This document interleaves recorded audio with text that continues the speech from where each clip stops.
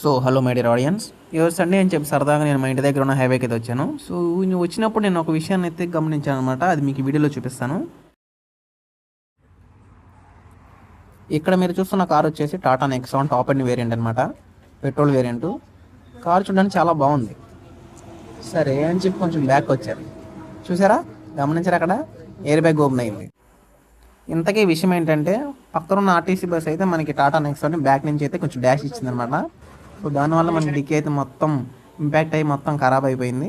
చూసుకోవచ్చు మీరు, డ్యామేజ్ అయితే సీ పిల్లర్ వరకే వచ్చింది. ప్యాసింజర్స్ అంతా సేఫ్గా ఉన్నారు. ముందుగా తప్పు ఎవరిదైనా సరే పక్కన పెట్టేయండి, తప్పు అన్నది జరుగుతుంది. కానీ ముందుగా ఈ కారు ఓనర్కి అయితే నేను సెల్యూట్ చేస్తాను. ఎందుకంటే మనం మనీ ఇన్వెస్ట్ చేస్తున్నామంటే మన ఫ్యామిలీతో పాటు మనం సేఫ్గా వెళ్దాలి కాబట్టి కార్లో మంచి కార్లు అయితే ఇన్వెస్ట్ చేశారు. కొంతమంది అంటారు, బ్రో నాకు సేఫ్టీతో పని లేదు, నా డ్రైవింగ్ మీద నాకు చాలా నమ్మకం ఉంది అంటారు.